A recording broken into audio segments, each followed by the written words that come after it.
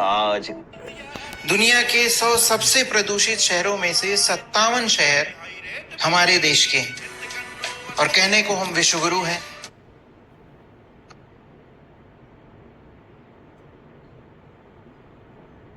शौक है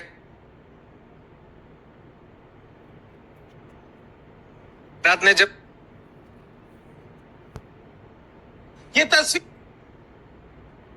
ये तस्वीर आरजीकर रेप पीड़िता की मां के साथ प्रधानमंत्री की मंच पर है। ऐसा दिखाया जा रहा है मानो पूरे रेप का बदला ले लिया गया हो और महिलाओं को सशक्त कर दिया गया हो।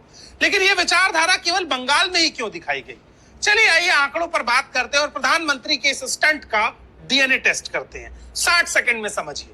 भारत में 2014 से 2004 यानी इस 10 साल में कुल बलात्कार होते हैं 2,27,600 के आसपास। लेकिन इस 10 साल की रेप्लिका जब आप 2014 से 2022 यानी 8 साल के डेटा में देखते हैं तो एनसीआरबी का डेटा बताता है कि भारत में बलात्कार होते हैं 3 लाख के आसपास। यानी पिछले 10 साल से इस 8 साल का डेटा लगभग 1 लाख के रेशियो से ज्यादा है। लेकिन इनमें से किसी भी मां, बहन, बेटी, बहू, सास को कोई चुनावी टिकट नहीं मिला। कारण क्या था? ये उन स्टेट से आती है जहां भारतीय जनता पार्टी की सरकार है। लेकिन क्योंकि बंगाल में ममता बनर्जी की सरकार है और जनता को गुमराह करके वोट लेना है तो एक रेप पीड़िता की मां को टिकट दे दिया गया। उन्नाव रेप पीड़िता को नहीं। उत्तर प्रदेश में जहां हर साल 3200-3300 बलात्कार होते हैं वहां किसी एक रेप पीड़िता की मां को टिकट नहीं दिया गया। राजस्थान में जहां हर साल 4 से 5,000 बलात्कार होते हैं वहां किसी एक रेप पीड़िता की मां को टिकट नहीं दिया गया। सोचिए वो पार्टी कितनी ज्यादा घटिया राजनीति करती होगी जो रेप को भी चुनावी स्टंट बना देती है। ये आंकड़े जो आपकी स्क्रीन पर दिखाई दे रहे हैं ना, ये सरकार की सच्चाई है। ये दुनिया के 100 सबसे गर्म शहरों में से 100 शहर हमारे ही देश के हैं। दुनिया के 100 सबसे प्रदूषित शहरों में से 57 शहर हमारे देश के हैं और कहने को हम विश्वगुरु हैं। दुनिया ये तस्वीर हमें क्रेडिट नहीं चाहिए। ऐसे कैसे क्रेडिट नहीं चाहिए? सरकारी स्कूल के बच्चों के बैग पे इनका फोटो, बाढ़ में खाद्य सामग्री के बोरे पे इनका फोटो, गांधी जयंती पे गांधी जी का फोटो हो ना हो लेकिन इनका फोटो जरूर होता है। गरीबों को खाना बांटो, उस झोले पे भी इनका फोटो। ऑपरेशन सिंदूर हमारे जवानों ने किया लेकिन जवानों का एक जगह फोटो नहीं, लेकिन इनका फोटो हर चौराहे पे। सारे अखबार के हेडलाइन में ही इनका फोटो। कोरोना वैक्सीन के सीट पे भी इनका फोटो। लेकिन मुझको क्रेडिट नहीं चाहिए। 6,000 लोग। एक बात बताओ, लक्ष्मी पूजा हम करते हैं लेकिन सबसे अमीर देश यूएसए है। सरस्वती पूजा हम करते हैं लेकिन सबसे ब्रिलियंट स्टूडेंट चाइना के हैं। विश्वकर्मा पूजा भी हमारे यहाँ ही होती है लेकिन ऑटोमोबाइल इंजीनियरिंग में जर्मनी सबका बाप है।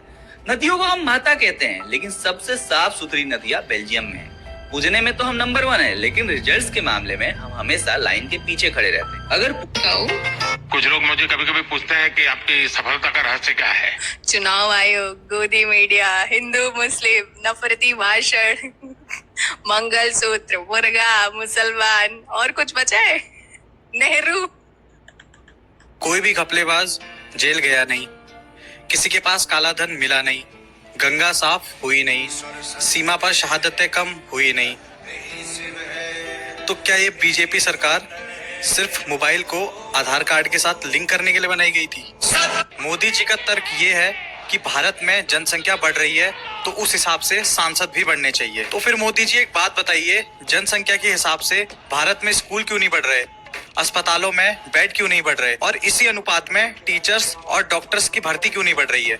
जब स्कूल में टीचर कम पढ़ता है तो गेस्ट टीचर रख लेते हैं, हॉस्पिटल में डॉक्टर कम पड़ता है तो कॉन्ट्रैक्ट पर डॉक्टर रख लेते हैं। तो फिर सांसद के लिए अलग नियम क्यों? उन्हें मुफ्त में इतनी सारी सुविधाएं क्यों? भाई अगर तुम महीने का 50,000 रुपए कमा। मोदी जी की धुरंधर से भी ज्यादा पीक डिटेलिंग देखो। तमिलनाडु में जाते ही स्किन डार्क कर ली वरना इनके फेस की चमक के तो सब फैन है। सर मेरे को आपकी स्किन केयर रूटीन पूछना है।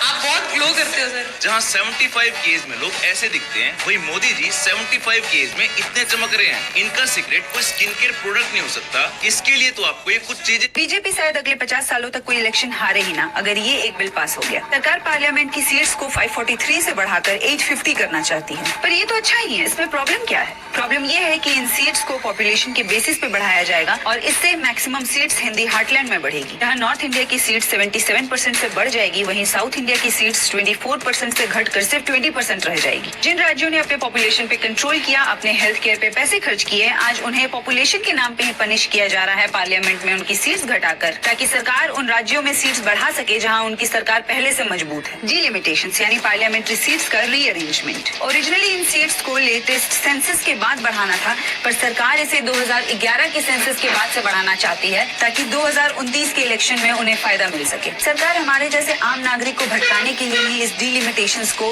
विमेन रिजर्वेशन जैसे इंपॉर्टेंट मुद्दे के साथ कनेक्ट कर रही है, ताकि विमेन रिजर्वेशन के नाम पर इस बिल पर कोई सवाल ही ना उठाए, और अगर कोई सवाल उठाए भी तो उन्हें औरतों का नाम लेकर चुप करा दिया जाए। जस्ट बिकॉज एक पार्टी चाहती है कि उन राज्यों में जहां उनकी पकड़ पहले से मजबूत है, जहां उनका दबदबा है, उन राज्यों के पार्लियामेंट्री सीट्स को बढ़ा दिया जाए। इसके लिए ऐसे राज्य जिन्होंने बहुत मेहनत से अपनी पॉपुलेशन को कंट्रोल किया है, उन्हें पनिश करना बिल्कुल भी सही नहीं है। तो अब आप ही सोचिए कि औरतों के लिए इस देश का पॉलिटिकल नक्शा बदला जा रहा है या पॉलिटिकल नक्शे को बदलने के लिए औरतों का इस्तेमाल किया जा रहा है। सिर्फ न्यूज के हेडलाइंस को मत पढ़िए, उसके पीछे की राजनीति को समझिए। And for that don't for. अगर आपको अपना काम आता है, क्या और ना मेरी गाड़ी में एयर कंडीशन चलती है, ना एसी के वातावरण में मैं बैठता हूँ।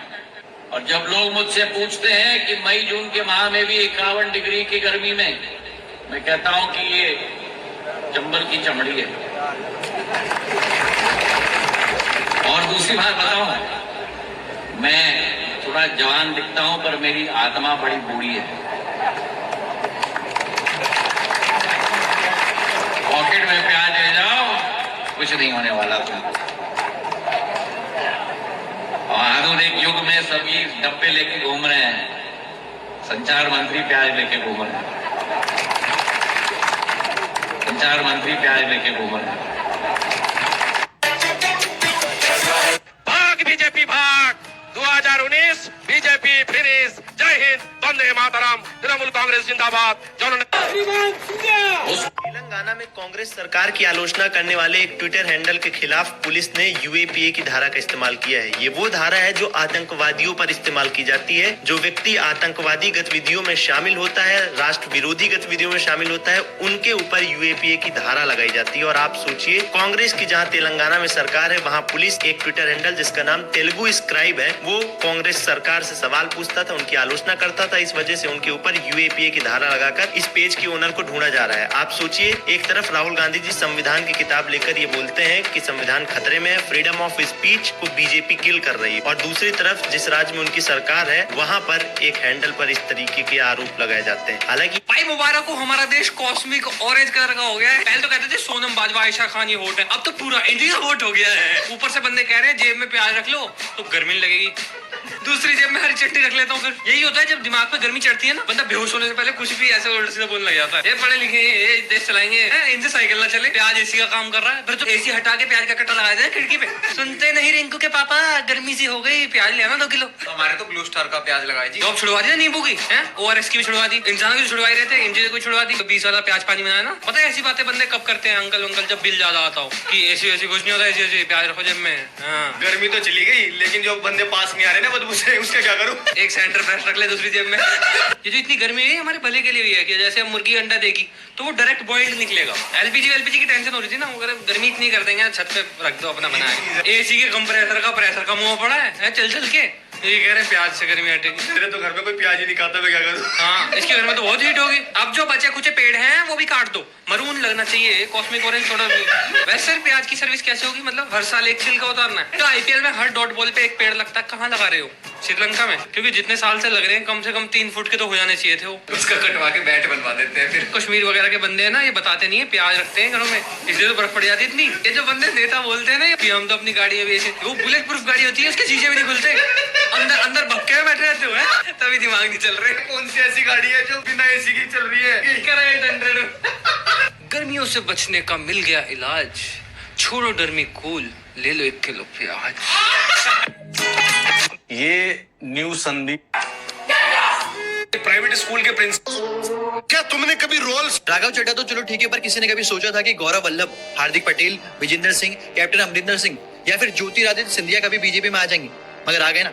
वो गौरव वल्लभ जिसने कभी बीजेपी के प्रवक्ताओं की टीवी डिबेट में बैंड बजा रखी थी। 5 ट्रिलियन में कितने जीरो होते बता दो। ट्रिलियन 5 ट्रिलियन जीरो नहीं पता, 5 ट्रिलियन में कितने होते हैं बता दे तो मेरा चैलेंज है। वो हार्दिक पटेल जिसने गुजरात में भाजपा के खिलाफ सबसे बड़ा आंदोलन किया था। वो विजेंद्र सिंह जो राहुल गांधी के साथ भारत जोड़ो यात्रा में दौड़ लगा रहा था। वो कैप्टन अमरिंदर सिंह जो कांग्रेस का पंजाब में सबसे बड़ा चेहरा था। और वो ज्योतिरादित्य सिंधिया जो राहुल गांधी के सबसे अच्छे दोस्त या करीबी माने जाते थे। ये लोग जब बीजेपी में आ सकते हैं तो राघव चड्ढा तो अभी नया लड़का है, अभी नई राजनीति शुरू की है उसने। देखो ये सभी लोग अपनी पॉलिटिकल स्पेस तलाशते हैं। ये बिल्कुल वैसा ही है जब कोई कॉर्पोरेट कंपनी और एमएनसी में आपको अच्छी हाइक के लिए कोई कंपनी छोड़नी पड़े और नई कंपनी में जाना पड़े। और वो सभी आम लोग जो राजनीति में एथिक्स ढूंढ रहे हैं या सोच रहे हैं कि ये सारे नेता एथिक्स, नैतिकता और विचारधारा लेकर राजनीति में बैठे हैं, तो वो बहुत बड़ी भूल कर रहे हैं। जैसे आम आदमी अपने सिविक सेंस को अवे लेता है, वैसे ही नेता भी। राघव चड्ढा का आपने देखा? ये मोदी के हाथ में जो कैमरा मनोरंजन, इस दिन तुम जरा पुराने शास्त्रों में जो